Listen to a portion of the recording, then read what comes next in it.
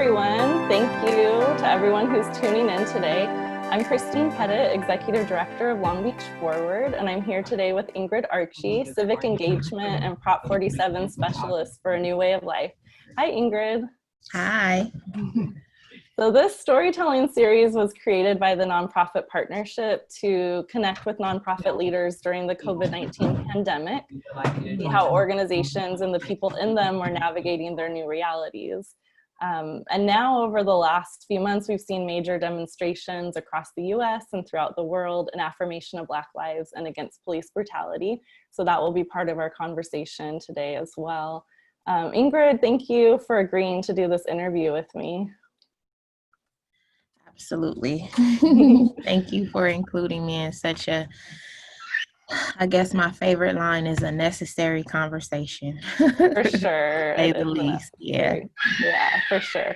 And I apologize to anyone viewing. My 3.5-year-old may be screaming a little bit in the backyard, or background. They're happy screams, I promise. I think that should be counted as normal Zoom noise, to be honest, being that we have to be at home. There is just no possible way you could be quiet at home. For sure. Especially with kids. For sure, yes. Well, thank you for understanding.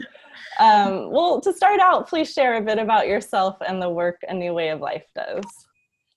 So, I came to A New Way of Life in 2007.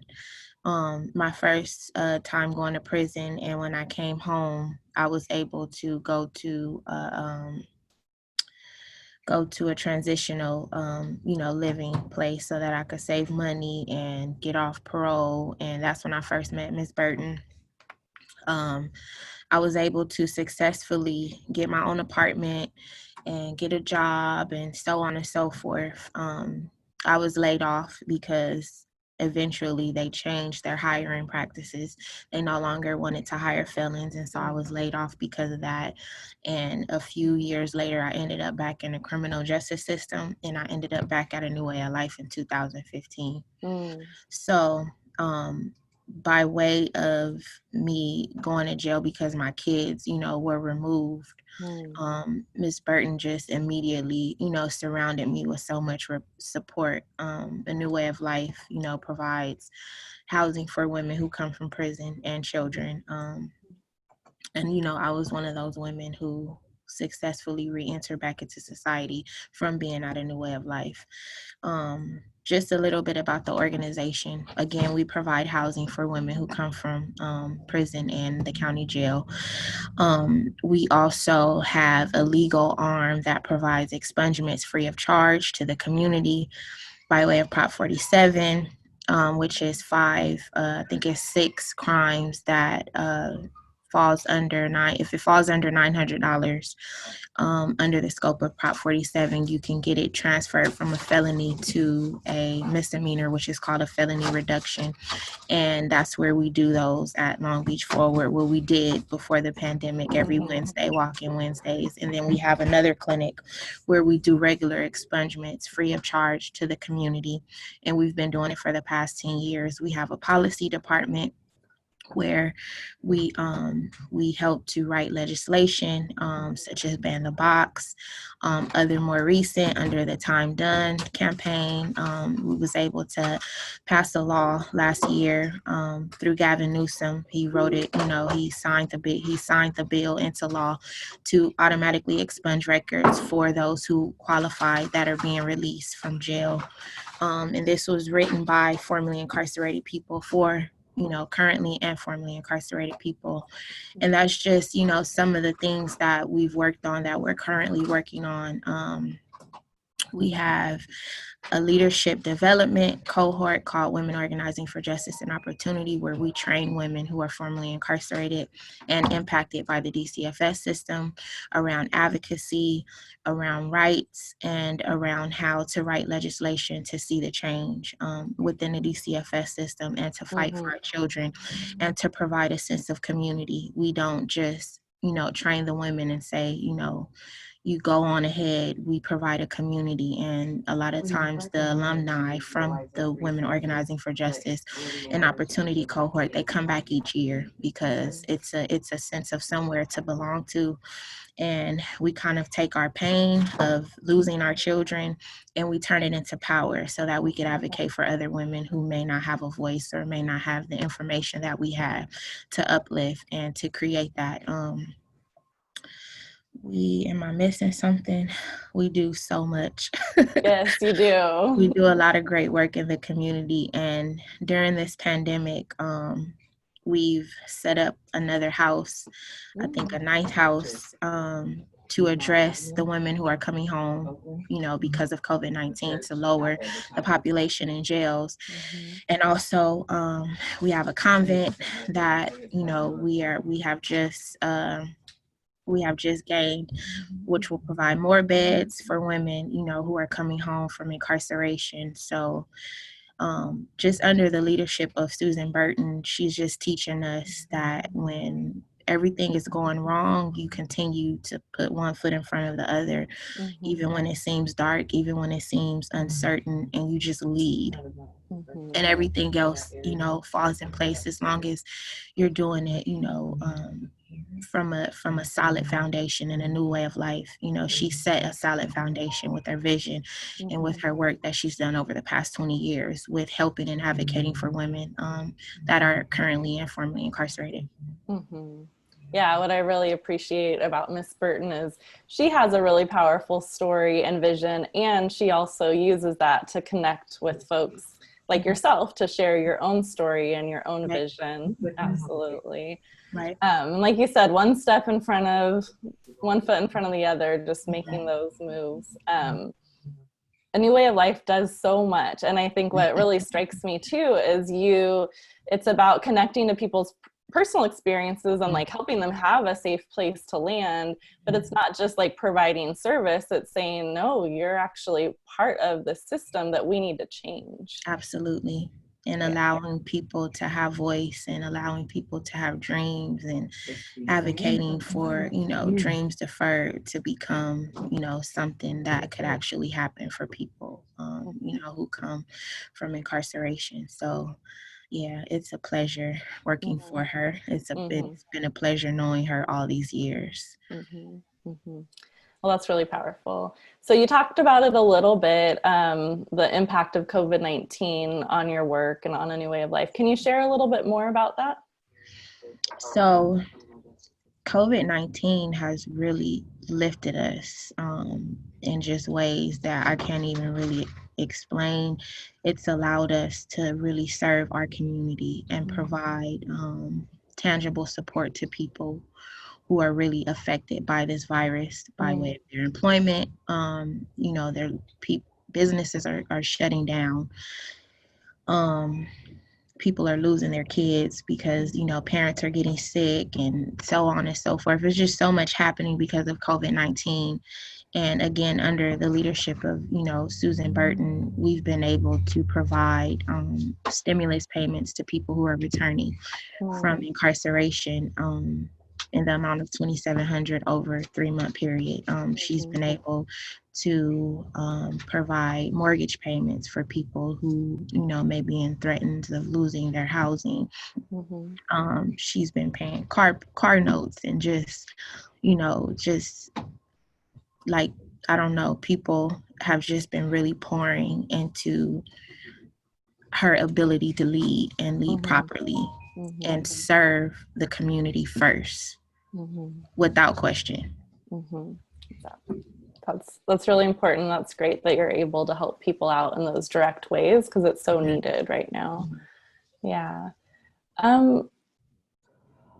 So, with COVID, we were already in the middle of this global health crisis. And maybe this is a part of it too, because people were seeing the disproportionate impacts that the health crisis is having on Black folks in particular.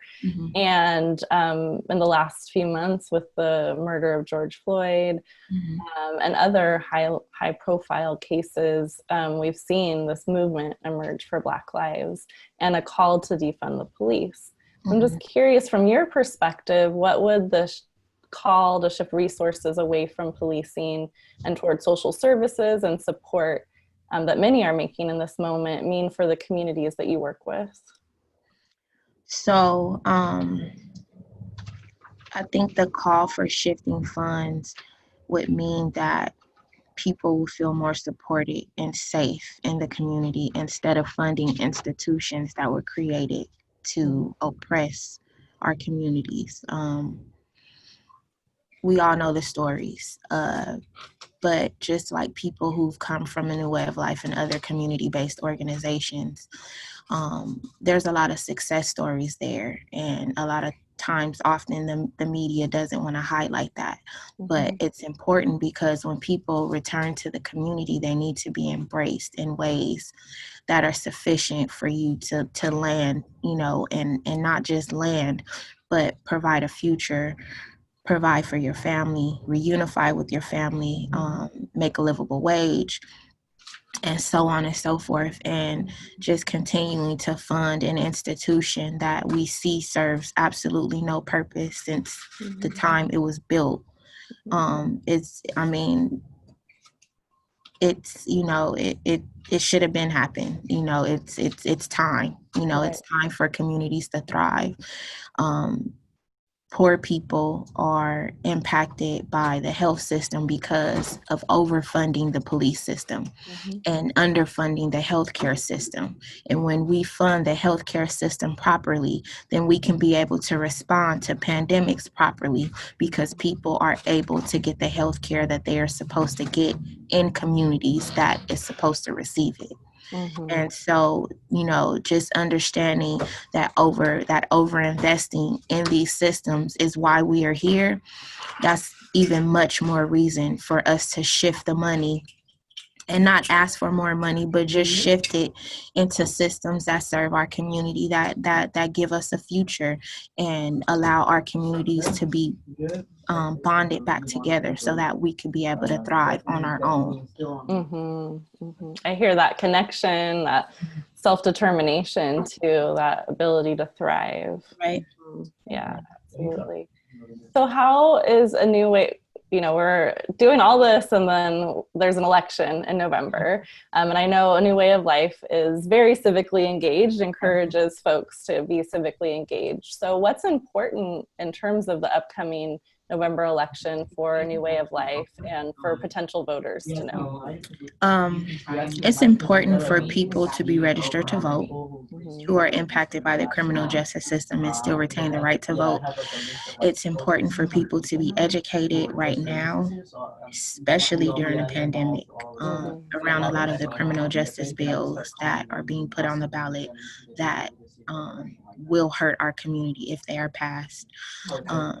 It's important to just have people to understand where to vote, how to vote, because again, because of COVID-19, we can't just walk into places, and people not knowing where to vote or how to vote can cause, the election to turn in ways that we don't want it to. So it's really important for people to understand how to mail in ballots or, how to be able to gain access to voting this November, because like never before, we need our community to have all hands on deck when it comes to voting. We have to see these changes. We have to get Mr. Trump out of office. We have to change these laws because it's not just a change for us right now, but it's a change for our future and for our kids and for what we want to see in our communities moving forward. It's a change for us to be able to build a different infrastructure in regards to healthcare and criminal justice and the DCFS system and all these different systems that, are just racist institutions and just don't serve us. They don't serve this country at all in the best manner. And it's a way forward for us to just see something different. We have to vote, and so it's just important to us to get it out to people. We have a people who have the right to vote but don't vote. It's a huge constituency of people, and as we already know, a lot of times they poll to see what people want. And this is our time to raise our numbers so that they could speak to what we need. They could come and speak to our needs. If we continue to not vote and act like, this is not important, we won't be able to see the change. So A New Way of Life has just ramped up their efforts to make sure that any type of contact that we get with people, that we are educating and we are providing the voter registration cards, and we are making sure that they get mailed in. And we're not telling people how to vote, but we're educating people on the importance of voting and the impacts when they vote yes or no on our community. And we just give people the opportunity and the power, more so, to be able to to use it and to be able to see the change, because a lot of people don't think that their vote matters. And so when we vote in high numbers in poor communities, we get a better turnout. And we see that when we all come together and we understand why, then that's when we see the change. Absolutely. And especially at the local level and even the statewide level, every vote really does matter. National level. It matters at all levels, yes. Absolutely. But I think sometimes people in California are like, oh, it's going to go a certain way, and they only focus kind of on the big, elections, the people. But there's so many important issues. And I, not to cut you off, but I was one of those people who didn't think that my vote mattered, because, being raised in South Central, you're not taught that. You just live every day and you survive. And so, like, on the other side of that, is just learning and understanding where community matters. I push the importance of it, and because I voted and worked on so many different campaigns and we've been able, to see changes, like just to be able to see the changes. And I'm like, no, this works. And, I do my best to educate people and tell them it works. And this is how it works, all the way down to hiring people who are formerly incarcerated, so that you could be able to see it when you talk to somebody who say no and you sway them and you see the power yourself. That just helps you understand how you could be able to make those changes on your own when you have the power now and you could transfer it to somebody else. Absolutely. That's so important too, speaking from your own experience to people who might feel the same thing, like who are connected to the issues, have the close proximity to the issues, which is us, and being able to change the minds of people in the community to say, I'm from this community and I get how you feel, but this is why we need to vote. This is why we need to, make it happen this year. Right. Yeah, and I know as nonprofits, we don't necessarily take positions or can't take positions on candidates, but we can certainly advocate for ballot initiatives and educate on things that are in line with our mission. What are some of the initiatives that are coming up that are really important to your mission? So we have Prop 14. Is it Prop 14 or 17? 17? ACAs, yeah, I'm sorry, I need help. It's okay.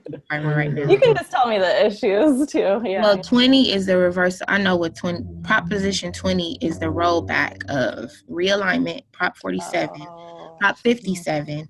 Oh my God. And it's like the worst criminal justice bill that has ever been created. And it's important that we show up on the ballot we show up to the ballot, to vote on that, because Lord have mercy. If we don't, our people is going to turn back into the 90s, where people start disappearing, into the system. And we look and wonder, where did everybody go? And they're all being locked up, especially during a pandemic. It's not safe. That ballot initiative is not safe. Prop 17, which is ACA 6, which gives people on parole the right to vote. It's people on parole, the right to vote, right? Right. And so that made it to the ballot. That was a really hard lift from the people who, who brought that fight, to the ballot. It was a lot of hard work done. And so it's now a ballot initiative. We have some local fights for board of supervisor, city council. Of course, we know the president. But Prop 17 and Prop 20 are the ones that are really important for our community. Yeah, absolutely. Thanks for sharing about that too, because I mean, so much work went into Prop 47, Prop 57, realignment, and like there was such a resounding like, yeah, we don't want to keep locking people up for these minor things. So to propose that, I can see is really an attempt to undercut everything. Yeah, I was locked up when Prop 47 was voted into law, and I saw the commercials. And 8 months later, I came home and became the Prop 47 specialist. That's awesome. By the authors of that law. So, like, I was laying in a prison bunk, you know what I mean? And just to be able to work side by side for people who fought for my freedom is nothing short of amazing. So just to think if that could happen to me with these ballot changes, once we vote, it could happen to so many people. Absolutely. Thank you. So I can get a little sense of it. And you did tell me before we went live that life for you is just like one Zoom meeting after another. So can you share a little bit about organizational life right now with everything that's going on? Just our calendars are filled up with Zoom meetings and just trying to do our best to stay on top of everything happening because it's just important, and we advocate for people, who do and don't have a voice, and we can't afford to miss anything. We can't afford to miss a mark, we just been on top of it, and it is overwhelming at times. It is exhausting, but freedom. Nobody said freedom work. Was it didn't come with a silver lining. It's just what you are called to do, and it's what you do every day. Absolutely. So with the overwhelm and the exhaustion, what are you doing for self-care during this time? That's a good answer. So I went to this fish spa and I got the scales eaten off of my feet. It was really ticklish. But it was self-care because I got to laugh and my feet felt like a baby. I was like so surprised. Like the fish really, if you don't think that it works, it really works. Okay. It really does work. Wow. So I think self-care for me is just being able to have an opportunity to serve the community. That's self-care. It feels good that even though we don't know, like nobody's never been through a pandemic before, so nobody knows the answer. There's no blueprint.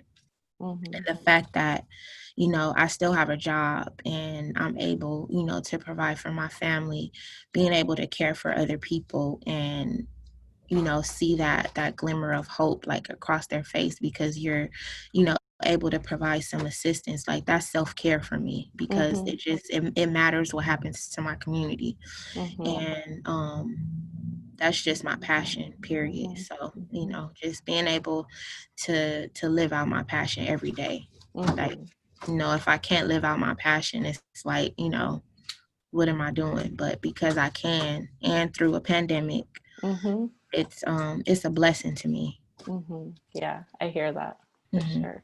Thank you for sharing. You're welcome. So you mentioned glimmers of hope. What are, if any, the glimmers of hope that you see coming out of this time? Ooh, that's a good question. The glimmers of hope is just a new way of life leading on what community should look like and us being able to see that replicated all over the world. Awesome. And so how can people get involved in and support A New Way of Life's work? You can, I think it's anewwayoflife.org. We have a donate button and you could be able to toggle through the website to see all the great work that we're doing. If people want to volunteer, whatever it may be, if you go to anewwayoflife.org, it will provide you with a lot of information. That's much needed. That's great. Is there anything else that you want to share, about your time, or anything else that you think it's important for folks to This is know? Susan Burton. I have to answer this call. Just Oh, okay. Hello. I'm at work and I'm on a Zoom call on Facebook. Miss Burton. Well, you can tell her hi from Christine. With Kristen Pettit from Long Beach Forward. Yep. But we can also let you go too. I'm gonna get off the phone so I can finish. Okay, Miss Burton, 'cause I'm on live.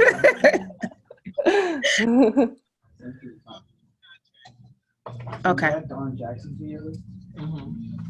Okay. All right. Bye. Sorry about that. That's okay. We're just about to wrap up. I know, you're like, I gotta take this. Right. Yeah, just if there's anything else you wanted to share before we sign off today. Just for people to just do what you can to stay safe. There's like a tremendous amount of loss that's been happening in our communities. And, just people stay close to your loved ones. I think this is really a time for us to bring back the dynamic of family and what it means, to be close knit with family, whatever that looks like, and just to really, because tomorrow isn't promised, and it's just important for us to just provide that support, wrap support around somebody that you don't know, because it makes all the difference. And everybody just needs some support right now, no matter who you are, no matter how much money you make, no matter what kind of car you drive. We need to wrap each other, around with support and love, a lot of it. Absolutely. Well, thank you so much for just doing this interview today. I'm really happy to talk with you. Thank you. All righty. Have a great day. You too. Okay. Bye-bye.